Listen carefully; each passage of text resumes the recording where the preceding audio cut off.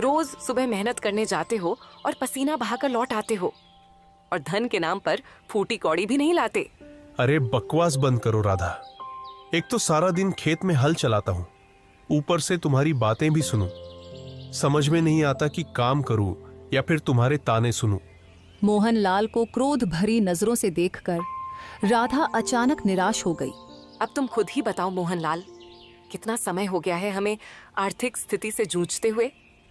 आखिर हम और किसानों की तरह हंसते हुए अच्छा जीवन कब व्यतीत करेंगे?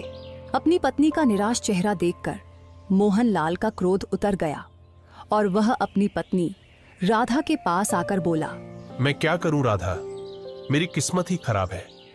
जब जब मैं खेत में मेहनत करता हूं और सोचता हूं कि इस बार फसल अच्छी होगी, तब तब कुछ ना कुछ ऐसा हो जाता है कि सारी फसल बर्बाद हो जाती है। और ऊपर से अब मैं उस जमींदार का कर्जदार भी बन गया हूं। पिछली बार जब फसल खराब हुई थी, तब मैंने उस जमींदार से बीज खरीदने के लिए धन लिया था, और अब इस बार भी मुझे अपनी फसल अच्छी होती नहीं दिख रही है।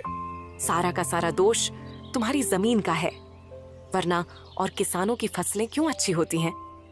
तुम्हारी ही फसल पर ही हमेशा कोई ना कोई आफत क्यों आ जाती है? हाँ, कुछ भी हो, लेकिन मुझे विश्वास है कि एक न एक दिन समय जरूर बदलेगा। इतना बोलकर मोहनलाल अपने खेत में चला गया। खेत में मोहनलाल खड़ी धूप में मेहनत से हल चलाने लगा। तभी वहां जमींदार अपने साथी बलराम के साथ आ धमका, अपने खेत में हल चलाना बंद कर दे मोहनलाल। सबसे पहले मेरा वो धन चुकता कर जो तूने कुछ महीने पहले मुझसे कर्ज में लिया था। जनाब जमींदार साहब, आप यकीन रखिए, मैं आपका कर्ज बहुत जल्दी चुका दूंगा। हाँ, अब मैं तुम्हें और समय नहीं दे सकता। मुझे पूरा धन तुरंत चाहिए, वो भी ब्याज सहित। जमींदार साहब, आप भी तो देख रहे हैं कि मैं इस समय खेत में मेहनत कर रहा हूं। कुछ दिनों की बात है, फसल आ जाएगी। मैं अपना कर्ज फसल बेचकर चुका दूंगा ना। ऐ मोहनलाल, ये तुम्हारा फसल उगाने का सपना सपना ही रहेगा, क्योंकि मैं काफी समय से देख रहा हूँ, जब भी तुम अपने खेत में फसल लगाते हो, कभी कीड़े लग जाते हैं, कभी आग लग जाती है, कभी बारिश की मार पड़ती है या कुछ और।